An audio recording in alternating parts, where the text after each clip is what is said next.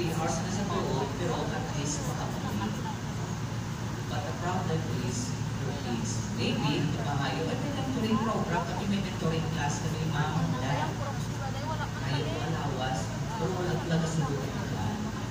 Attitude din.